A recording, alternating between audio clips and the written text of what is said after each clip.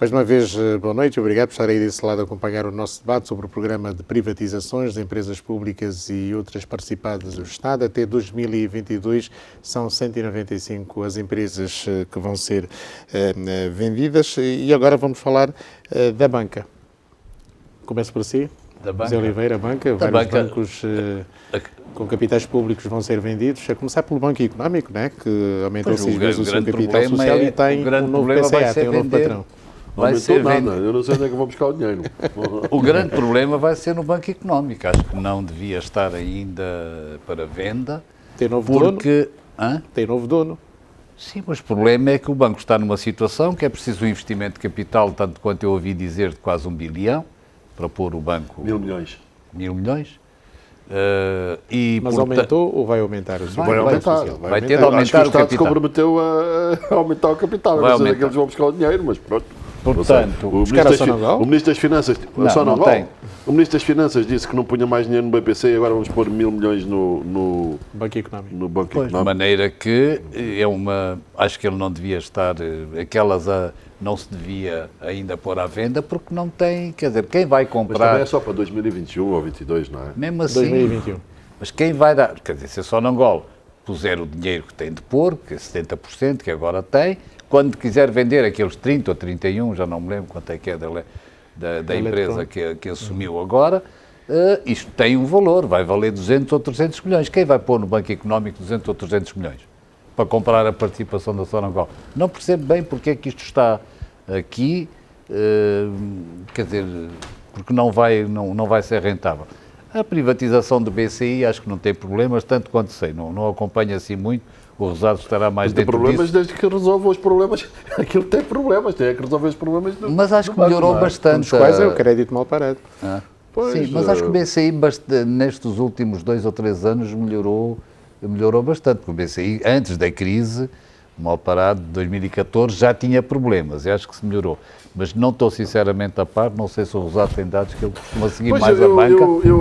Sobre o económico em particular, temos aqui um problema que é, quer dizer, aquilo precisa de... Eu não percebi muito bem se vai aumentar em 1.000 milhões para 1.200 milhões ou se vai aumentar em 1.200 milhões para 1.400 milhões. Mas é muita massa, Amilcar, é muito dinheiro. 1.000 milhões, eu não sei, sinceramente não sei onde é que vão buscar o dinheiro. Isto 1.000 milhões é o que foi investido na indústria têxtil.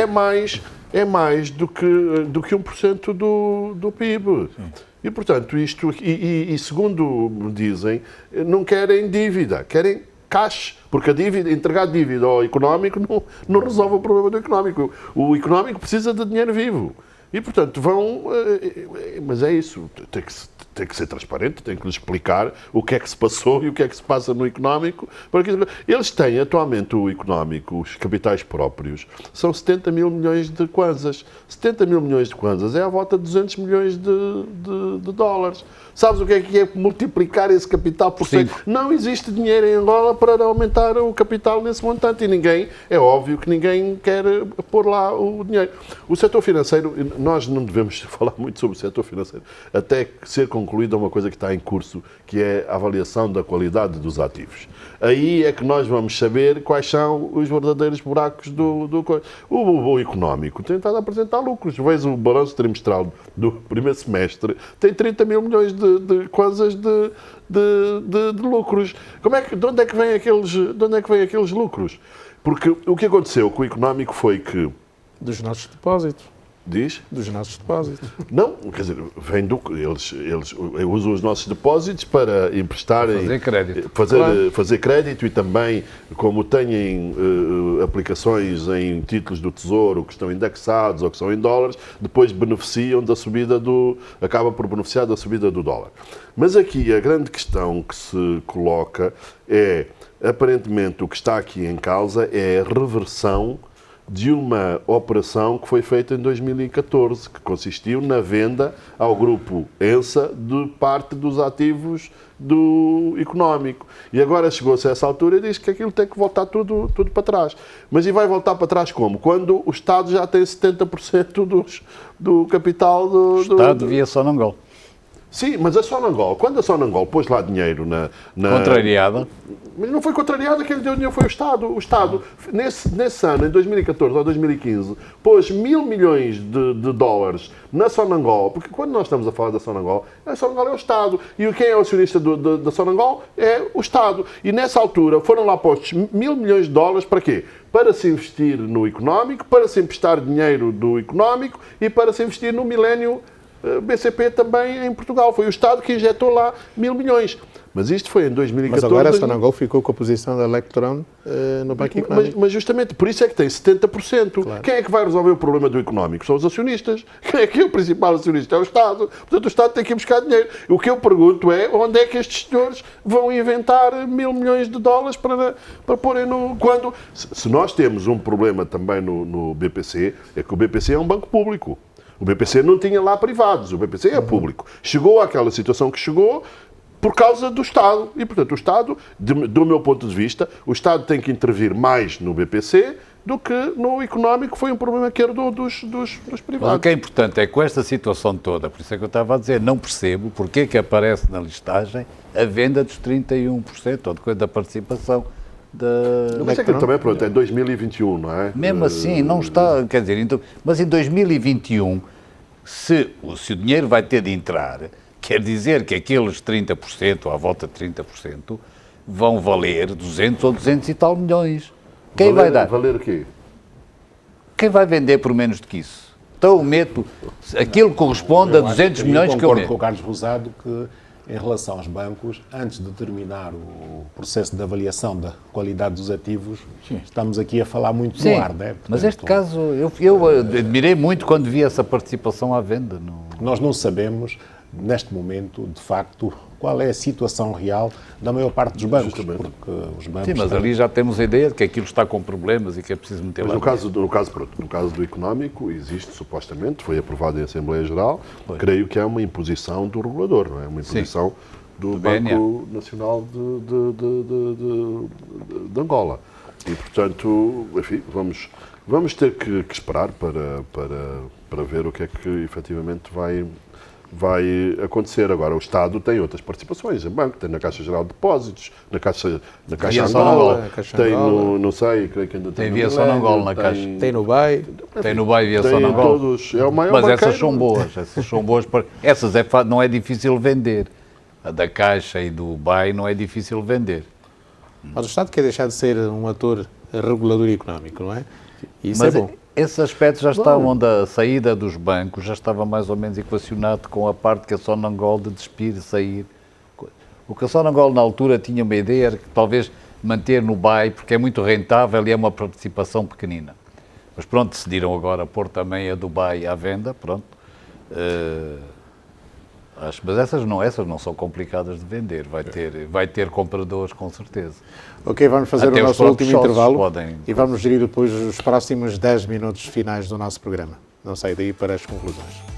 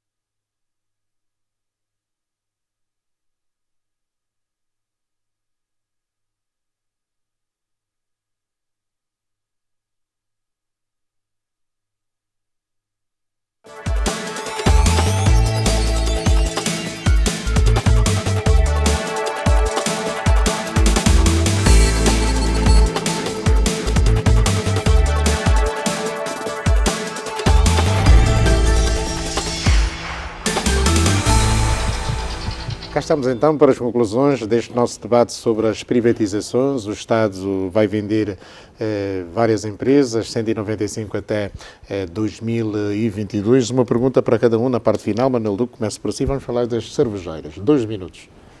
Muitas cervejeiras também incluídas neste pacote. Pois, eu acho que sim, eu acho que é correto incluir as cervejeiras. Aliás, eu até acho que elas deviam ser. Eu não sei, por acaso, estão incluídas se é via Bolsa. Não, aquilo são as participações do Estado, do Estado minoritárias.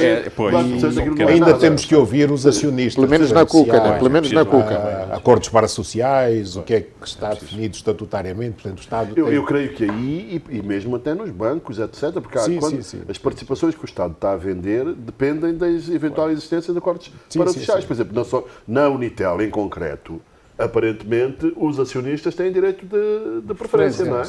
E, portanto, quando o Estado não pode privatizar e vender-me a mim ou a ti quando tem que primeiro que se entender com os outros. Não sabemos e os acionistas todos têm 25%. Aparecendo o valor da participação que o Estado lá tem, se os acionistas... Justamente. Mas quer dizer, tem que se falar com eles, tem que se perguntar. Eles têm direito de preferência. No caso da Unitel é perguntar a Sonangol, não é? No caso da Unitel é perguntar a Sonangol. Tem 25%? Não.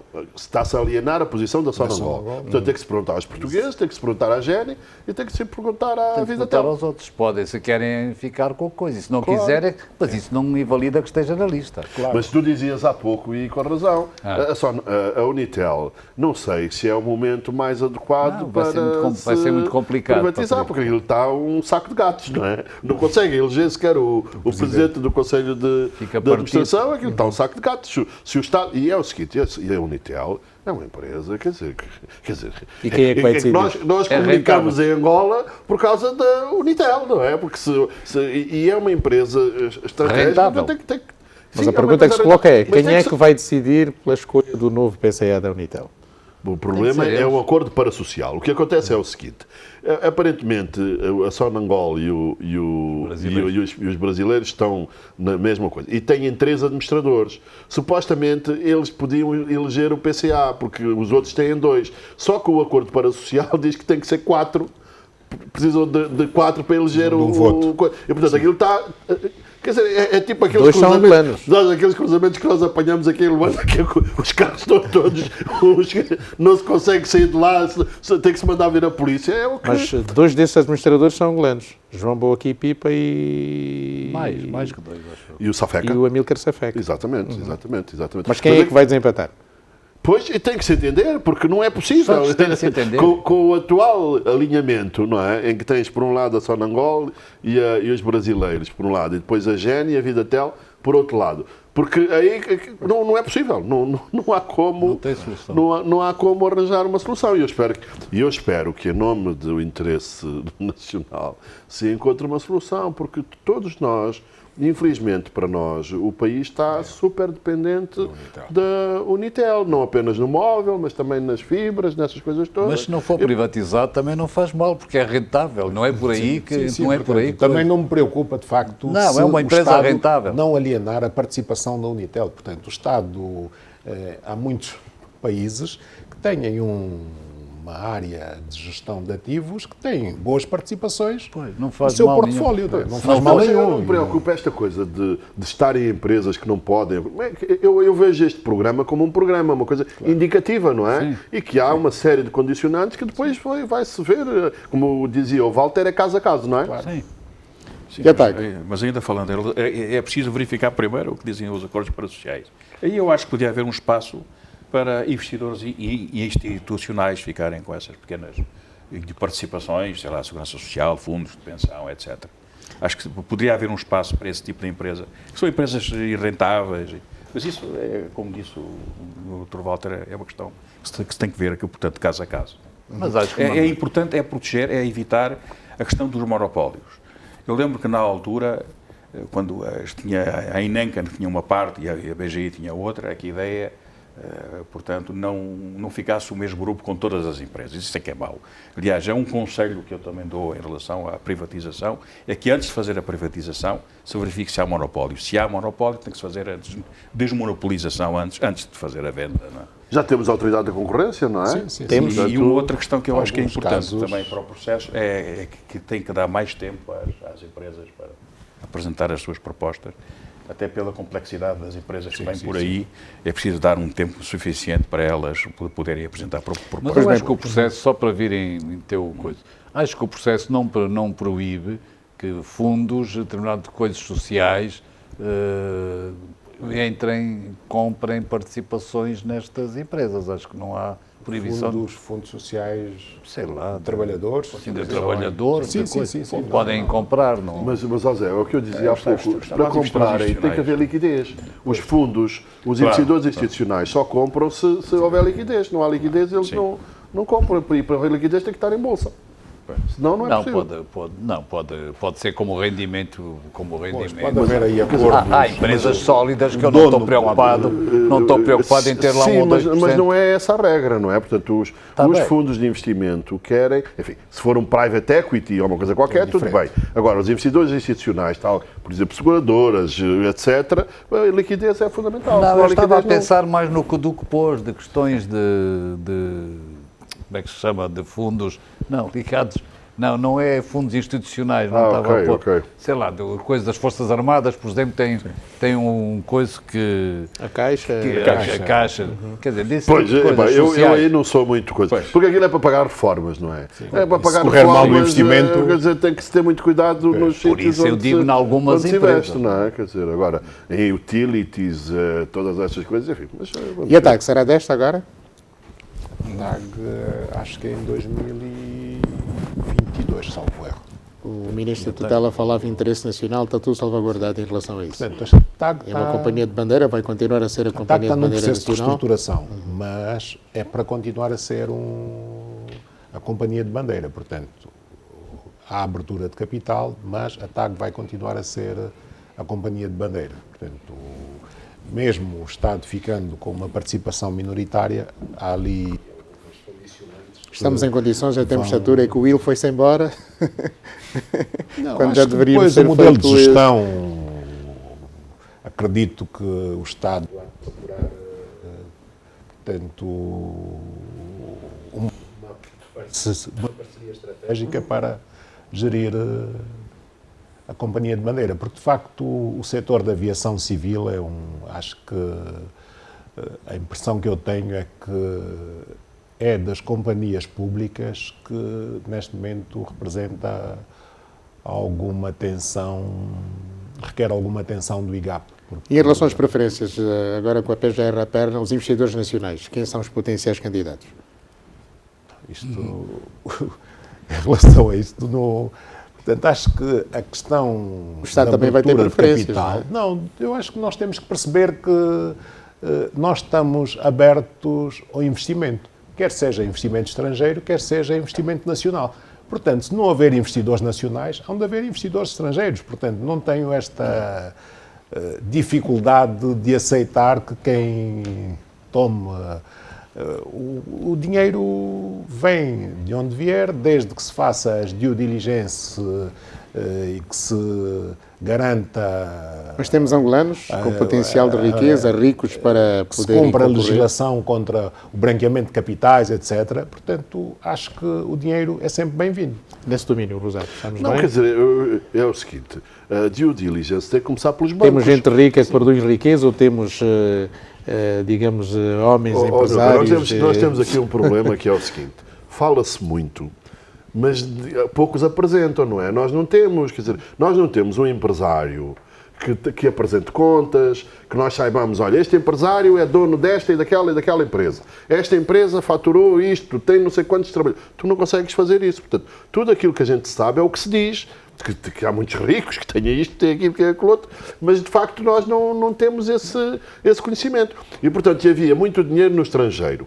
Aparentemente, este dinheiro não foi repatriado. Mas eu estou convencido que, eventualmente, haverá muitos angolanos que têm dinheiro no estrangeiro e que e aliás, isto de alguma maneira, presumo que acontece agora, que investam como investidores estrangeiros, porque o dinheiro vem lá de fora. Mas os bancos é que a primeira frente contra o branqueamento de capitais não são estes senhores do IGAP nem é o Estado, são os bancos que têm que fazer as diligências convenientes para ver se a proveniência do dinheiro é boa ou má. Porque se tu fores depositar 50 milhões de dólares num banco, seguramente vão-te perguntar de onde é que vieram os 50 milhões de dólares, porque têm que fazer. Não tenho. Infelizmente. Nunca terei. Zé Oliveira. Não, digo. Eu acho que vão aparecer, depende das empresas, depende dos investimentos, mas acho que vai haver alguns casos, não sei se haverá muitos, mas vai aparecer alguns angolanos com dinheiro que vão investir em algumas destes casos. Manuel Duque, já agora para onde é que tem andado? E na atividade privada, na Consultoria? consultoria. Vai concorrer? Gestão da empresa. Se calhar algumas coisas, não sei. Vou ver, já agora vou ver os ativos mas sobretudo organizar algumas propostas de alguns investidores interessados em alguns ativos e algumas empresas. Quando deixou o Ministério? Eu acho que é uma oportunidade. Quando deixou o Ministério em 99, como é que estava o Ministério da Indústria? O Ministério da Indústria? Tinha indústria? Tinha indústria. E agora? Enfim, agora, quer dizer, bebidas. Não gostaria de falar muito nisso, mas de facto houve um processo a seguir de clara desindustrialização e com o petróleo a 100 e a 130 esqueceram-se totalmente que havia atividade produtiva.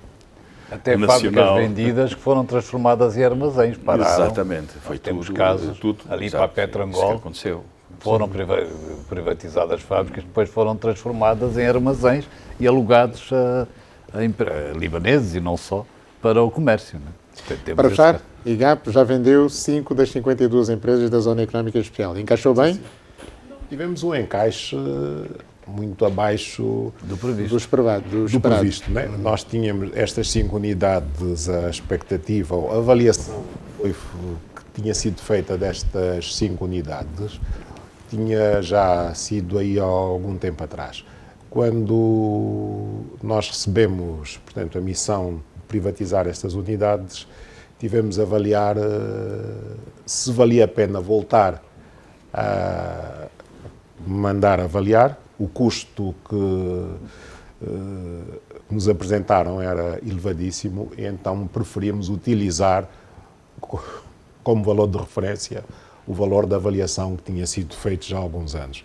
E o encaixe representa cerca de 50% do valor esperado. Nós esperávamos receber cerca de 32 milhões de dólares e estamos com um encaixe de cerca de 16,2. Portanto, é o que estamos à espera agora. Estamos a fechar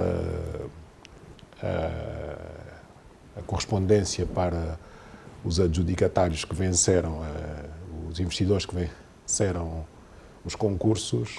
Investidores nacionais? Sim, todos investidores nacionais. Todos nacionais. Transparentes.